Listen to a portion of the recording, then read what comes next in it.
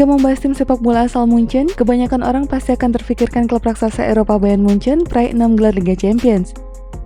Bayern bukanlah satu-satunya, ada juga 1860 Munich yang merupakan klub tertua di kota itu dan kini terseok-seok di divisi ketiga Liga Jerman. Tetapi kalau klub Turgutcu disebut, orang-orang pasti akan memikirkan klub satu ini berasal dari Turki. Dari namanya memang sangat bisa ditebak, tapi tebakan ini jawabannya salah, sebab Turgutcu adalah salah satu klub profesional yang juga berasal dari Munchen. Agak rancu memang, tapi klub ini memiliki kisah menarik di balik keberadaan mereka. Jangan lupa tekan tombol subscribe dan lonceng untuk mendapatkan notifikasi dari Epic Football. Turgutcu Munich adalah pendatang baru di divisi ketiga dari piramida sepak bola Jerman musim ini.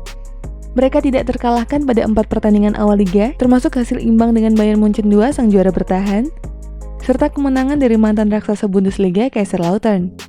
Ini adalah performa yang luar biasa bagi klub yang baru promosi. Tetapi selain itu, Turgutcu telah membuat sejarah ketika pertama kali menginjakkan kaki di divisi 3, menjadikan Turgutcu Munich sebagai klub imigran pertama Jerman yang bermain di level profesional. Klub ini didirikan oleh imigran Turki pada 1975. Turgutcu dalam bahasa Indonesia berarti kekuatan Turki, namun mereka memiliki akar Bavaria yang kuat. Hal ini tercermin dari logo klub mereka, setengah bendera Turki dan setengah Bavaria. Sementara moto klub ini adalah melestarikan tradisi, menghubungkan budaya. Turgutcu adalah satu dari sekian banyak klub etnis dan imigran di Jerman. Namun belum ada yang sukses melangkah sampai level profesional seperti mereka. Satu yang hampir mendekati level itu adalah Turkiyanspor dari Berlin. Mereka gagal promosi ke divisi 2 pada 1991.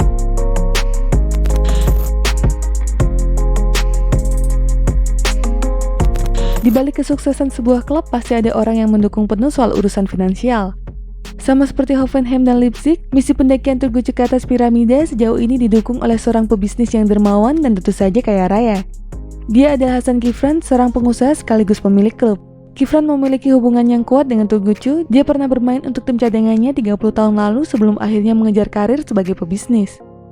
Bisa dibilang masa kejayaan klub imigran ini terjadi pada era 90-an, di mana Turgutcu juga bisa mencapai divisi ketiga seperti sekarang, namun saat itu divisi ketiga masih berstatus amatir. Meski demikian, ribuan hingga belasan ribu penonton sering memadati stadion ketika Turgutcu berlaga. Namun minat penonton semakin berkurang setelah berkembangnya satelit televisi. Teknologi ini membawa siaran sepak bola dari luar negeri memungkinkan untuk ditonton di Jerman, termasuk Liga Turki. Penonton Turgutcu yang sebagian besar imigran dari Turki pun lebih memilih untuk menonton Fenerbahce dan klub-klub yang berlaga di Super League ketimbang Turgutcu. Sampai akhirnya klub yang sempat mengalami masalah hutang, nyaris bangkrut hingga harus merger dengan klub amatir ini jatuh ke tangan Kifran pada 2016 lalu. Pebisnis itu disebutkan telah menghabiskan 1 juta euro untuk merobak wajah Turgutcu. Hasilnya mereka berhasil meraih 3 promosi dari divisi 6 ke divisi 3 dalam 3 musim terakhir, hal yang tidak bisa diraih oleh Hoffenheim ataupun Leipzig. Meskipun dukungan Kifran sebenarnya tidak melanggar aturan 50+1 yang diterapkan di sepak bola Jerman, namun pengaruhnya yang besar di klub itu sering memicu perdebatan dan kontroversi.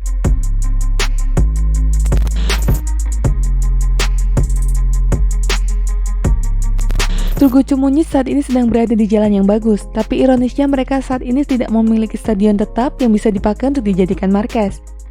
Saat ini mereka harus berbagi fasilitas pelatihan mereka dengan klub-klub amatir dan bahkan klub olahraga sekolah ataupun kampus. Musim lalu mereka harus jadi tim musafir karena berkandang di luar Munchen, yaitu di Heimstetten. Tapi stadion itu tidak lagi bisa mereka pakai untuk musim ini karena tidak memenuhi syarat serta kriteria stadion untuk kompetisi divisi ketiga. Kemudian pilihan mereka hanya berbagi kandang dengan 1860 Munich, Bayern Munchen 2, dan Bayern Ladies di Stadion Grünwalder. Pilihan kedua yaitu Olympia Stadion yang cukup ikonik, namun stadion ini terakhir kali dipakai menjadi markas klub sepak bola sudah 15 tahun yang lalu. Akhirnya Olympia Stadion yang berkapasitas 70.000 penonton dipilih menjadi kandang Turgutcu untuk musim ini. Padahal mereka hanya mendapatkan rata-rata 460 penonton pada musim lalu. Kifran memiliki peranan penting dalam penonjolan identitas Turki pada klub ini. Ia memunculkan wacana untuk memindahkan Turgutcu ke wilayah barat industri Jerman yang menurutnya lebih banyak orang dengan latar belakang Turki daripada Munchen. Kifran juga punya ide besar mengubah logo baru klub dengan memasukkan bendera Turki yang sama besarnya dengan bendera Bavaria. Hal ini dilakukan untuk mempertegas identitas dan faktor sejarah Turki di dalam klub. Pria ini memiliki reputasi cukup besar di Turki sebagai pebisnis.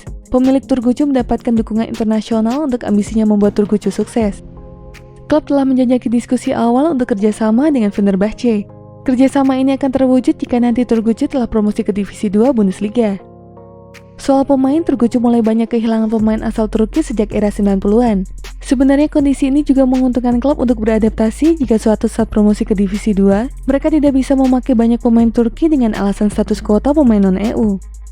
Uniknya, meski saat ini Turgucu mayoritas pemainnya tak lagi berasal dari Turki, mereka masih mempercayakan jabatan kapten tim kepada Serhan Sararer, pesepak bola Turki berdarah Spanyol.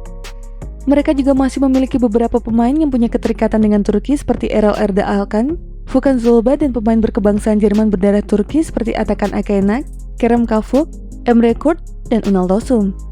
Dengan pencapaian 3 kali promosi dalam 3 musim terakhir, CEO Turgucu Max Kotny pernah sesumbar kalau Turgucu Munich lebih perkasa daripada Hoffenheim dan RB Leipzig sekalipun. Bahkan RB Leipzig dan Hoffenheim pun tidak bisa melakukannya, ujar Kotny. Dan itulah informasi mengenai dunia sepak bola dari Epic Football. Jangan lupa untuk like, share, dan subscribe.